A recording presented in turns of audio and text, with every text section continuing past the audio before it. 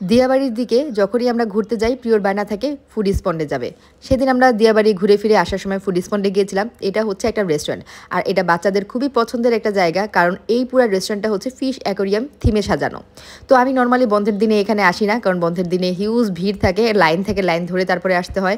তো আমরা এবার এসেও দেখি যে অনেক ভিড়, সিরিয়াল দিয়ে গেস্টরা ভিতরে ঢুকছে, আর আমরাও এসে দেখি যে নিচে বসার জায়গা নাই, উপরে একটু বসার জায়গা আছে, কিন্তু আসলে বাচ্চারা নিচেই বসতে চায়, কারণ ফিশ অ্যাকোরিয়ামটা তো নিচেই। প্রিয়কে বললাম আমরা উপরে গিয়ে বসি, তুমি নিচে গিয়ে মাছকে খাবার দাও, কোনো সমস্যা নাই। প্রিয়র বায়নার জন্য এই রেস্টুরেন্টে আমাদের প্রাইস দেওয়া হয়। তো রেস্টুরেন্ট থেকে আমাদেরকে জানানো হলো যে এখন থেকে আর কোনো সমস্যা হবে না, ঈদের আগেই হচ্ছে ওনাদের নতুন যে 2 তলায় কাজ চলতেছে এটা শেষ হয়ে যাবে। 2 তলার উপরে বেশ বড় একটা পরিসর নিয়ে এখানে হচ্ছে ওনারা সেম থিমেই এই রেস্টুরেন্টটা এক্সপান্ড করছেন। সামনের ঈদের আগেই হচ্ছে এটার কাজ শেষ হয়ে যাবে। তো এখন থেকে এখানে আসলে আর ওয়েট করতে হবে না, যেহেতু রেস্টুরেন্টটা বড় হচ্ছে। নেক্সট টাইম আসতে নিলে আর কোনো টেনশন নাই। আর এই রেস্টুরেন্টটা কোথায়, এই নিয়ে আপনারা অনেকবার আমাকে কমেন্ট করেন। এই রেস্টুরেন্টটা হচ্ছে উত্তরা দিয়াবাড়িতে, দিয়াবাড়ির যে গোল চত্বরটা আছে সেটার সাথেই মেট্রো রেলের 10 নম্বর পিলারের কাছেই পেয়ে যাবেন এই রেস্টুরেন্টটা। মেট্রো রেলের উত্তরা উত্তর স্টেশনের পাশে যে মেট্রো ভিউ সোসাইটিটা রয়েছে সেটার এন্ট্রি গেটের পাশেই কিন্তু এই ফুড স্পট রেস্টুরেন্টটা আপনারা পেয়ে যাবেন।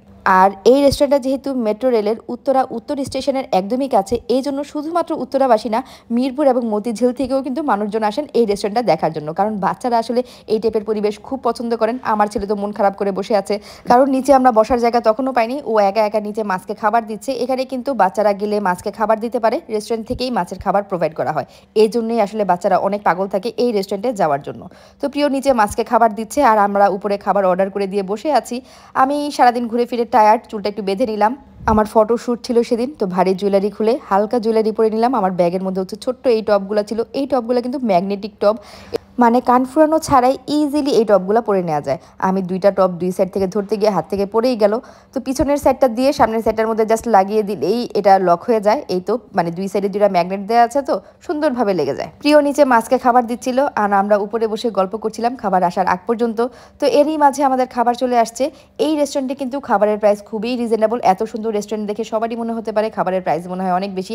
না, এখানে কিন্তু আপনারা সেট মেনু পেয়ে যাবেন 3 থেকে 400 টাকার মধ্যেই। আমরা আসলে হচ্ছে সেট মেনু অর্ডার করে দেই, আর হচ্ছে অ্যাপিটাইজার থেকে যে কোনো একটা আইটেম নেই। তো অ্যাপিটাইজারে এবার এই আইটেমটা দেখলাম, এর আগে আমার চোখে পড়ে নাই। এটা হচ্ছে আমেরিকান চাপসি না কি একটা নাম যেন ছিল, আমি ভুলে গিয়েছি। তো ওনারা সাজেস্ট করলেন যে এটা ট্রাই করতে পারি, এটা আমার ভালো লাগবে। তো ওনাদের ভরসার উপর ভরসা করে আমি অর্ডার করে দেই।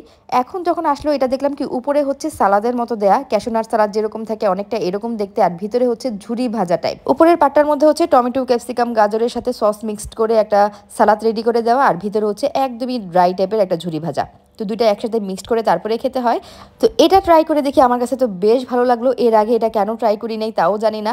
যাই হোক, আমার কাছে তো বেশ ভালো লেগেছে। তবে এটা সাথে সাথে খেতে হবে, কারণ ভিতরে যে ঝুরি ভাজাটা থাকে এটা খেতে হচ্ছে ক্রিস্পি লাগে।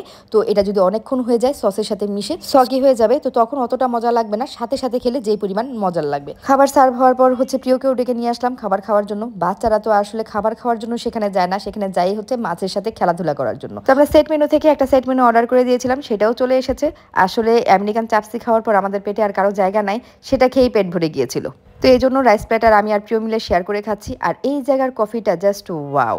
আমি নর্মালি চা কফি কম খাই, আর রাতের বেলা তো সহজে খাই না, কারণ সন্ধ্যার দিকে বা রাতের দিকে কফি খেলে আমার ঘুমের সমস্যা হয়। কিন্তু আমি যখনই ফুড স্পন্ডে যাই ওনাদের কফিটা মিস করি না। এটা আমার কাছে ভীষণ রকমের ভালো লাগে। আর প্রিয় বায়না ধরে মাঝে মাঝে খাওয়ার জন্য, তো আমার এখান থেকে প্রিয়কেও একটু দিলাম।